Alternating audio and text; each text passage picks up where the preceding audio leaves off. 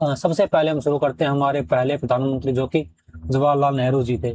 देखिए इनका जो जन्म है वो 14 नवंबर 1989 को हुआ। इनका जो जन्म है वो इलाहाबाद में, वर्तमान में जो कि क्या है, प्रयागराज है जो उत्तर प्रदेश में। ठीक है, प्रयागराज है वो वर्तमान में, पहले इलाहाबाद नाम था, अब क्या है, प्रयागराज है जो कि उत्तर प्रदेश में है। जो इनका 14 नवंबर 1889 को इनका जन्म हुआ। इनकी जो मृत्यु है वो 27 मई 1964 को हो गई थी। ठीक है, 27 मई 1964 के हो गई थी। देखिए जन्म और मृत्यु का कॉन्सेप्ट क्या है, कि आपको पता चल जाएगा। अगर आपको क्या पता इनकी जो मृत्यु डेट है वो याद आ जाए तो आपको ये पता चल जाए कि हाँ, इनका जो है निधन हो चुका था, इसमें ये प्रधानमंत्री नहीं थे। ठीक है। अगला जो ये किस दल से क्या है संबंधित थे, भारतीय राष्ट्रीय कांग्रेस से। और जिनका प्रधानमंत्री जो कार्यकाल था ये कब से कब तक रहे, ये आजादी जब हमको मिली, भारत को जब आजादी मिली 15 अगस्त 1947 को, तब ये प्रधानमंत्री के रूप में आए। और 27 मई 1964 को, 1964 तक क्या है ये प्रधानमंत्री रहे। देखिए 27 मई 1964 को क्या है इनकी मृत्यु हो जाती है। और फिर क्या है, गुलजारी लाल नंदा को क्या है कार्यवाहक के रूप में प्रधानमंत्री बनाया जाता है। ठीक है। देखिए ये 15 अगस्त 1947 से क्या है 27 मई 1964 तक ये प्रधानमंत्री रहे।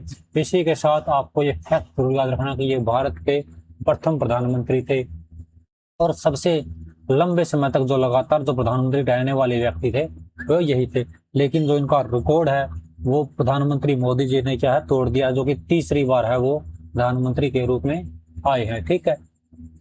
और ये क्या है 14 नवंबर को क्या है इनके जन्म दिवस को क्या है हम बाल दिवस के रूप में बनाते हैं। ठीक है, मनाते हैं।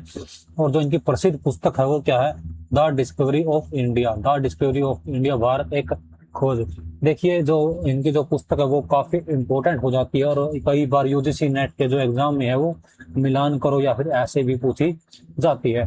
ठीक है। तो इनके निधन के बाद क्या है गुलजारी लाल नंदा जी को क्या क्या किया जाता है, कार्यवाहक प्रधानमंत्री बनाए जाते हैं। ठीक है। इनके समय में जो महत्वपूर्ण घटनाएं हुई है वो हम देख लेते हैं। महत्वपूर्ण घटनाएं क्या क्या हुई थी। देखिए पहली बात तो क्या 1947 में भारत को स्वतंत्रता मिली। ठीक है। और विभाजन भी हो गया, यानी कि जो विभाजन है भारत और पाकिस्तान में क्या है, दो देशों में इनका जो भारत का है विभाजन हो गया था। 1947-48 में क्या होता है, 1947-48 में क्या है, प्रथम भारत पाकिस्तान का जो युद्ध होता है कश्मीर को लेकर। ठीक है। और 1950 में क्या आता है, भारतीय संविधान लागू होता है, जबकि भारत क्या है गणराज्य बन जाता है, वो भी इनके कार्यकाल में हो जाता है। ठीक है।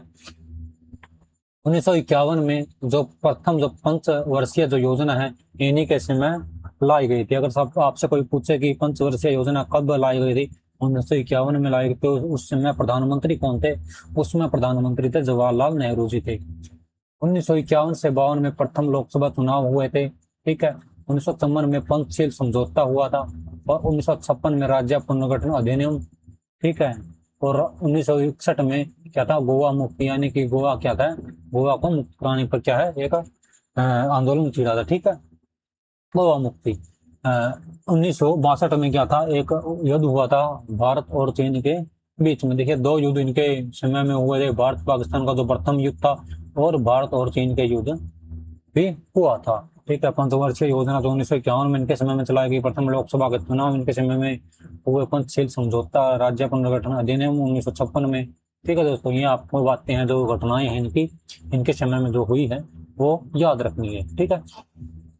प्रमुख जो उपलब्धियां वो देख लेते हैं। देखिए पंचवर्षीय योजना मैंने आपको बता दिया, पंचवर्षीय योजना की क्या है, इन्होंने शुरुआत की थी। और एक योजना आयोग भी बना था जो कि अब जो है वो 2015 में क्या बना दिया है, नीति आयोग है जो बना दिया गया है। और आईआईटी की जो स्थापना की वो है पहल भी इनके द्वारा ही की गई थी। वैज्ञानिक एवं औद्योगिक विकास पर क्या इन्होंने जोर दिया था। और गुट निरपेक्ष आंदोलन यानी कि एनएएम के जो प्रमुख प्रवर्तकों में से क्या है ये एक माने जाते हैं। ठीक है। गुट निरपेक्ष जो आंदोलन था एनएएम